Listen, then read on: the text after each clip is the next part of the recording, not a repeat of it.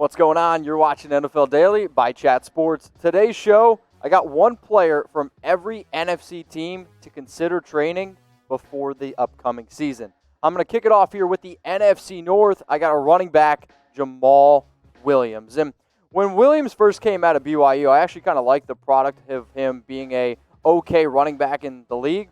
But now the Packers have an every down guy in Aaron Jones, who led the National Football League in rushing touchdowns last year. They also went out and drafted A.J. Dillon, where if we're being honest, I think A.J. Dillon is a better version of Williams. But I do think that there is another team out there that could use a running back like Jamaal.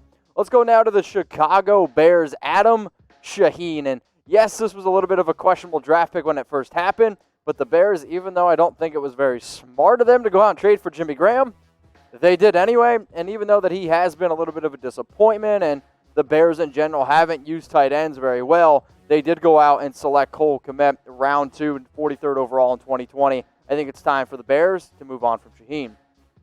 Well, Lions, Bears, oh my. Yep, sorry, that's what you're going to get here once in a while on NFL Daily. You got Jarrad Davis, and I actually think that Davis is a very good middle linebacker for this team, but Detroit has already declined the fifth-year option, and despite what the coaches have said about them keeping him, they got Jelani Tavai ready to step in, I think.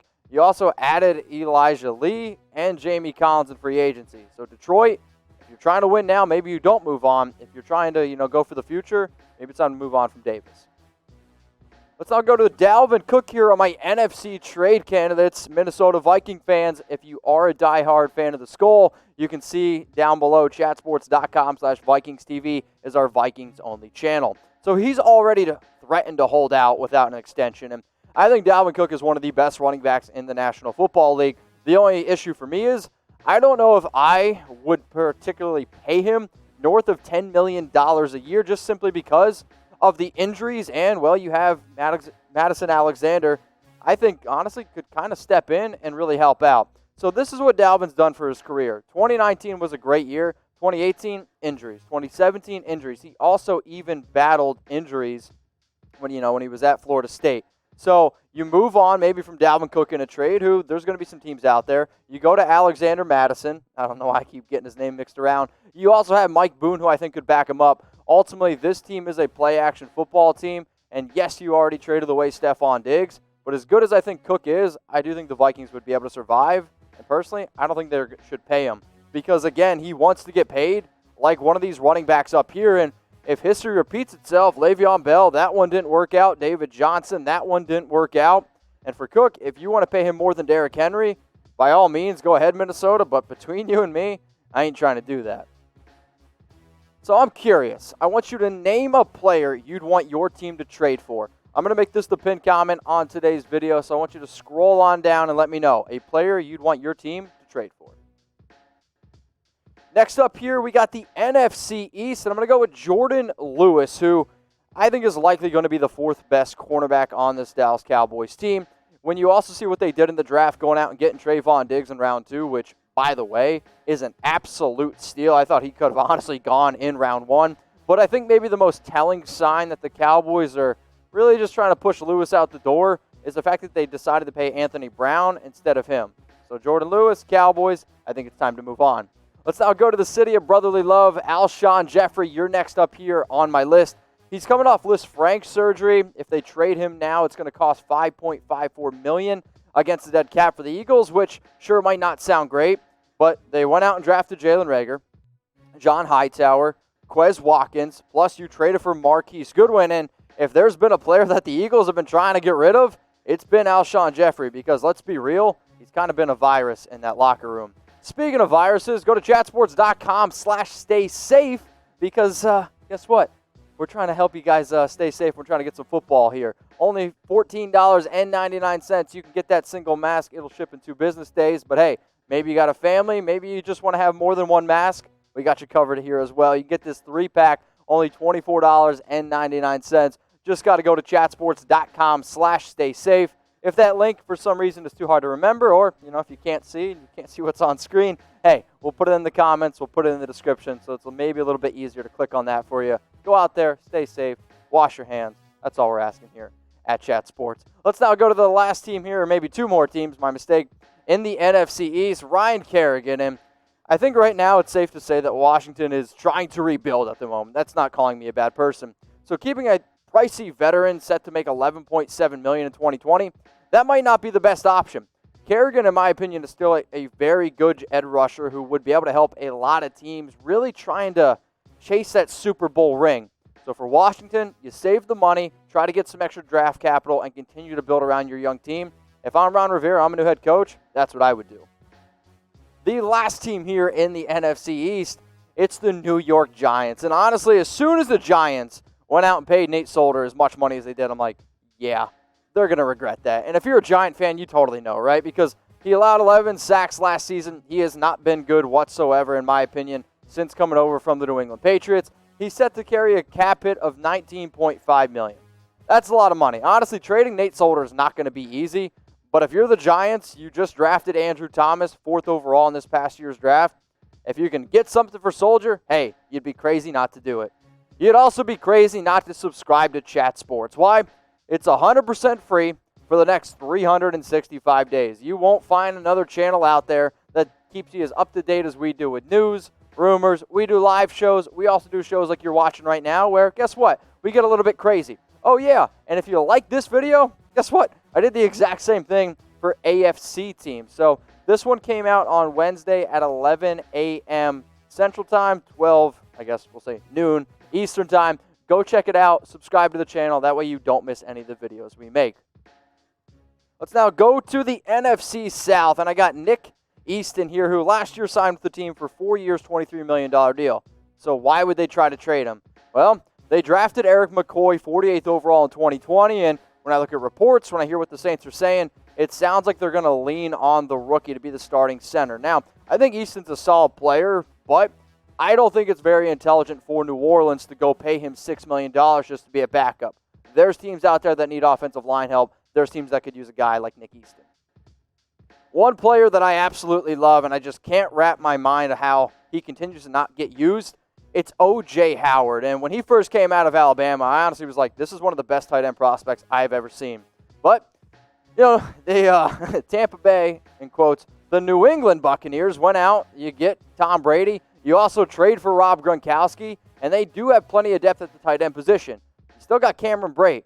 So for the Buccaneers, maybe you trade O.J. Howard to a team that would actually be able to use him. And for O.J.'s sake, I'm just saying, let him free, let him out there. Let's now go to Will Grier of the Carolina Panthers. And they just signed Teddy Bridgewater, 3 years, $63 million, which what does that mean?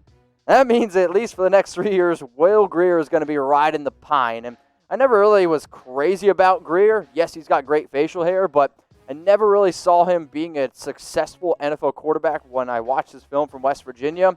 The other issue here for Grier is, they could potentially turn, let's just say if Bridgewater doesn't work out, they could potentially turn to P.J. Walker, who is probably the best player in the XFL. Yeah, you remember that thing?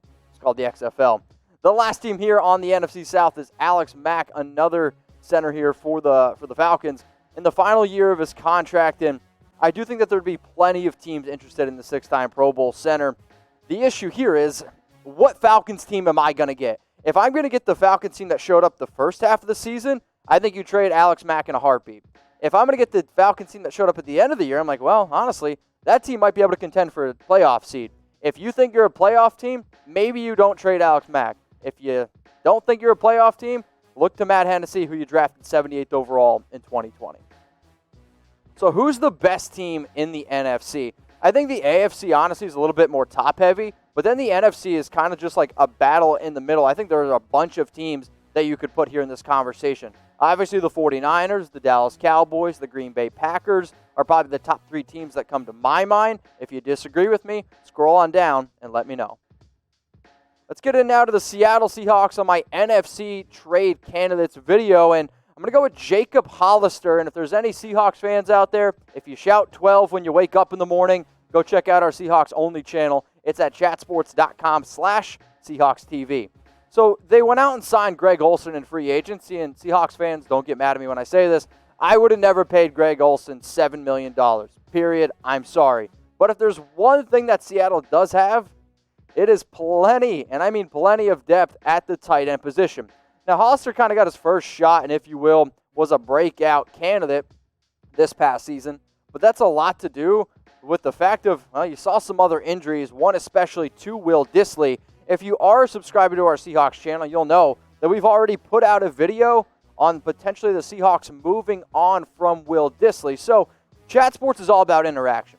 Chat Sports is about finding out what our viewers think, because I like talking to myself, but I think it's a lot more fun when I see the comments. So what I want every single person to do is I want you to scroll on down, and if the Seattle Seahawks could only keep one tight end, who would you keep? Would you keep Jacob Hollister, type JH, or would you keep Will Dissly? I want you to type WD.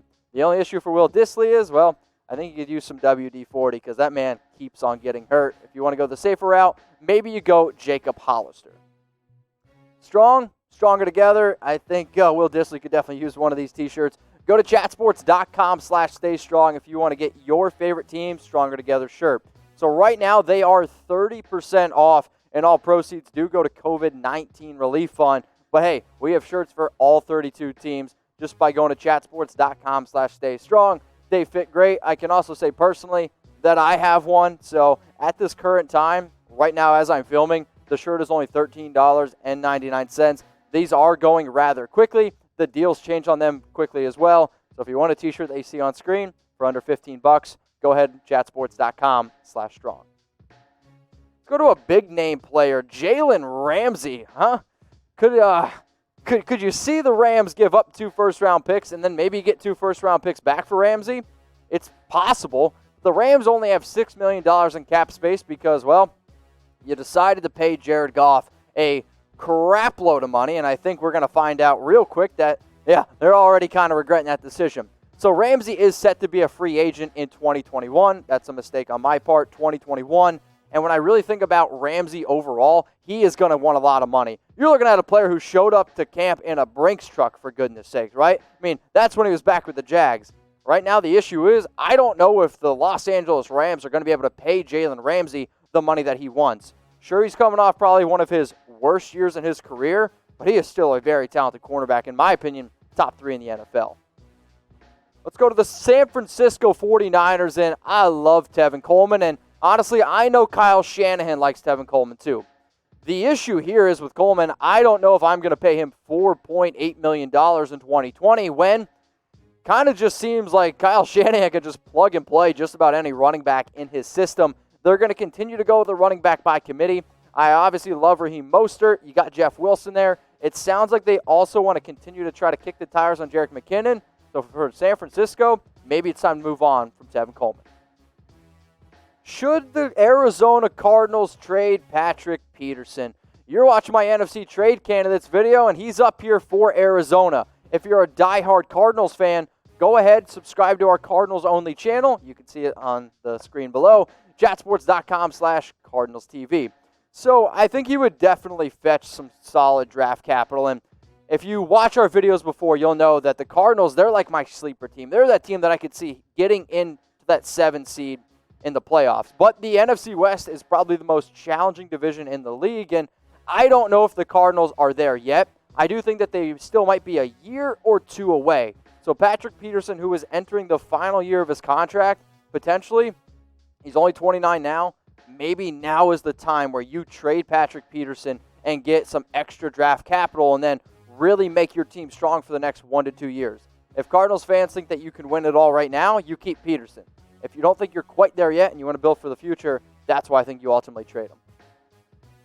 So this is pretty simple. More subs equals more videos. So if you've made it this far, I would imagine you like what we're doing here. So please hit that sub button. Subscribe to Chat Sports on YouTube. We do live videos every Monday and Wednesday at 6 p.m. Eastern Time, 3 p.m. Pacific. Subscribe, tell your buddies, because I guarantee you're not going to find another channel like Chat Sports. So before I leave you, before I get my weekend started, I want you to check out all these players here that are potential trade candidates. Out of the NFC North, you got Jamaal Williams, Adam Shaheen, Jarrad Davis, and Dalvin Cook. Let's now go to the East, shall we? Jordan Lewis for the Dallas Cowboys, Alshon Jeffery, Ryan Kerrigan, Nate Solder. But wait, I'm only halfway done. Let's now go to Nick Easton from the Saints, O.J. Howard, Will Grier, Alec Mack. And then to round out my show here, we're going to end it with the NFC West, probably the best division of football. Jacob Hollister, Jalen Ramsey, you're trying to hide from me, Tevin Coleman, and Patrick Peterson.